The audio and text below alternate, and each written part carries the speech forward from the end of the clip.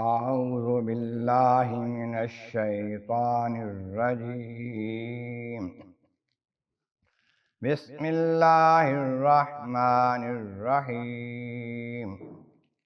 والله فضل بعضكم على بعض في الرزق فما الذين فضلوا براد رزقهم على ما ملكت أيمانهم فهم فيه سواء أفبنعمة الله يجحدون. والله جعل لكم من أنفسكم أزواجا وجعل لكم من أزواجكم بنين وحفدة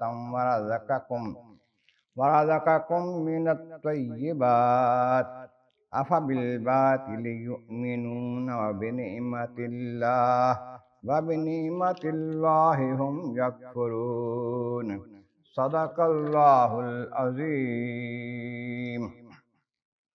حمد و ثناء رب کریم اور درود و سلام بر سید خیر الانام کے بعد سورۃ النحل کی آیت نمبر 71 اور 72 تلاوت کی گئی ہے، جو 14ویں پارے کے رکوع نمبر 16 میں ہیں. اس سے پہلی آیتوں میں فرمایا گیا کہ خالق کائنات نے فرمایا کہ ہم نے وحی کی القاء کیا شہد کی مکھی کے دل میں کہ وہ پہاڑوں پر، گھروں پر، چھتوں میں، درختوں پر اپنی چھتیں بنائے، اپنے گھر بنائے، پھر جا کر پھلوں کے، پھولوں کے رس چوس کے آئے اور اللہ تعالیٰ کے بتائے ہوئے نرم آسان راستوں پر چلے. اس کے پیٹ سے پھر وہ پینے کی چیز نکلتی ہے جو مختلف رنگوں کی ہوتی ہے اور لوگوں کے لیے شفا ہے، شہد. بے شک اس میں فکر و غور کرنے والوں کے لیے، غور و فکر کرنے والوں کے لیے نشانیاں ہیں اللہ کی قدرت کی. اللہ تعالیٰ نے تمہیں پیدا کیا، پھر تمہیں موت بھی دیتا ہے، دے گا. تم میں سے کوئی ایسے ہیں جو ایسی عمر تک چلے جاتے ہیں کہ پھر وہ بوڑھے ہو جاتے ہیں، بہت کچھ جاننے کے بعد پھر کچھ نہیں جان رہے ہوتے. اللہ تعالیٰ جاننے والا اور قدرت والا ہے، اختیار والا ہے. اللہ تعالیٰ کی قدرت کی مختلف نشانیاں دی جا رہی ہیں.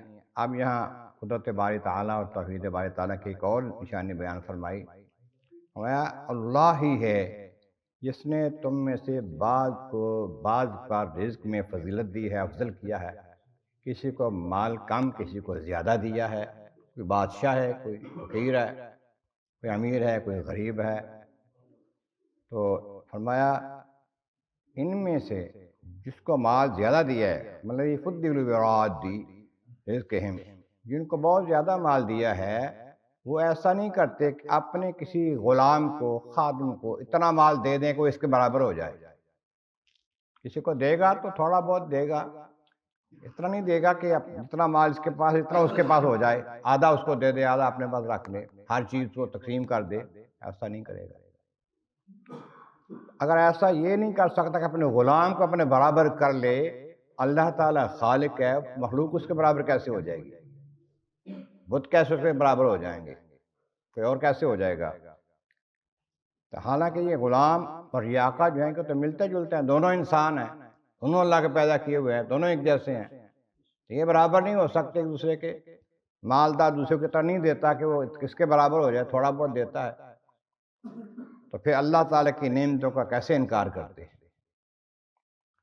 اللہ وہ ہے جس نے تمہارے واسطے تمہارے میں سے ہی بیویاں، عورتیں پیدا کی تاکہ تمہیں سکون ملے ان سے. پھر اس عورتوں سے تمہیں اولاد دی، پھر اولاد کی اولاد دی، بیٹے بیٹیاں، پھر ان کے آگے بیٹے بیٹیاں تمہیں دی. یہ نعمتیں ہیں اللہ تعالیٰ کی جس جو تم کو اس نے دی ہیں. اور وَرَزَقَكُم مِّنَ الطَّيِّبَاتِ، اور ساتھ پھر کھانے پینے کے لیے اچھی ستھری چیزیں دی ہیں، تو اچھا رزق دیا ہے، لذیذ کھانے دیے ہیں، کھانے اور پینے کی چیزیں دی ہیں. تو کیا ان سب چیزوں کے باوجود تم باطل پر ایمان رکھو گے، جھوٹی باتوں کو یقین کرتے رہو گے، بتوں کو مانتے رہو گے؟ اور اللہ کی نعمتوں کا انکار کرتے رہو گے، اللہ کی نعمتوں میں بہت بڑی نعمت اللہ کے محبوب نبی کریم صلی اللہ علیہ وسلم ہے، ان کی نبوت کا عظمت کا انکار کرتے رہو گے تم اللہ تعالیٰ کی ساری نعمتوں کو بھول کر، تو یہ کوئی عقل کی بات نہیں ہے۔ اللہ تبارک و تعالیٰ کی بارگاہ عالم عزت مولا کریم محبوب کریم کا صدقہ قرآن کریم کا فہم اور اعمال صالح نصیب فرما، وآخر دعوانا ان الحمد للہ رب العالمین۔